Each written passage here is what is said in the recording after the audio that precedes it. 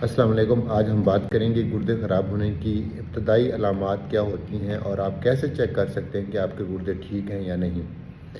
اگر کسی بندے کو، کسی شخص کو جو ہے بھوک نہیں لگتی، پیاس نہیں لگتی، اس کا رنگ جو ہے نا وہ پیلا رنگ ہوتا جا رہا ہے، کمزور ہوتا جا رہا ہے، ساتھ میں چہرے کے اوپر سویلنگ ہوتی ہے یا پورے جسم کے اوپر سوزش ہوتی ہے، سویلنگ ہوتی ہے، یا اس کو دل خراب رہتا ہے، الٹی آتی ہے، متلی آتی ہے، کچھ کھانے کو دل نہیں کرتا، یا اس کا سانس پھول جاتا ہے، ایسے لگتا ہے کہ جسم جو ہے نا وزنی ہو گیا ہے، بھاری بھاری ہو گیا ہے اور پیشاب بھی اس کا کم آتا ہے،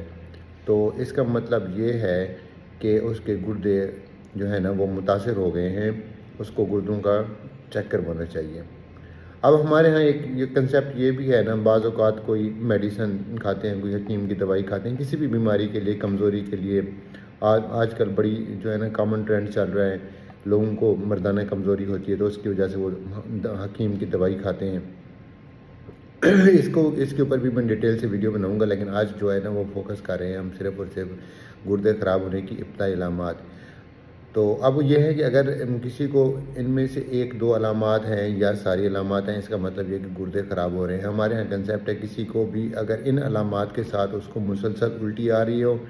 دل خراب ہو رہا ہے، تو ہمارے ہاں وہ ہر بندہ یہی سمجھتا ہے کہ اس کے نا معدے کا مسئلہ ہے، تو وہ معدے کا علاج کرواتے ہیں، معدے کی جو بھی دوائی ہوتی ہے وہ استعمال کرواتے ہیں، حالانکہ ان کو یہ نہیں پتہ ہوتا کہ یہ جو الٹی آنا، قے آنا، جسم کا پھول جانا، بار بار متلی آنا اور ساتھ میں جو ہے نا بھوک پیاس نہ لگنا، جسم کا پیلا ہو جانا، یہ ساری گردے خراب ہونے کی علامات ہیں۔ تو ہم اس کی طرف نہیں جاتے، ہم جاتے ہیں معدے کے علاج کی طرف کہ معدے میں جو سوزش ہوگی یا معدے کا علاج کرواتے ہیں۔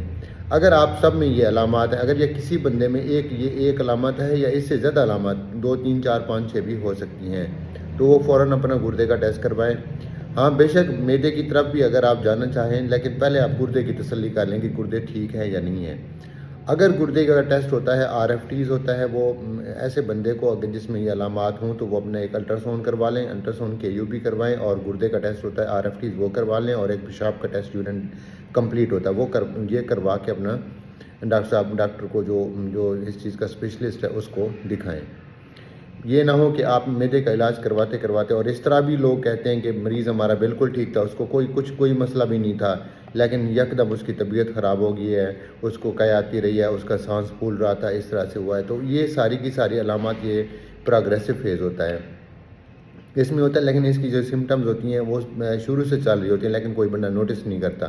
تو اس لیے اگر کسی کو یہ سمٹمز ہیں تو وہ فٹافٹ اپنا جو علاج کروائے، ٹیسٹ کروا کے اپنی ٹریٹمنٹ کروائے، کیونکہ بعض اوقات پھر یہی چیزیں جو ہوتی ہیں یہ پھر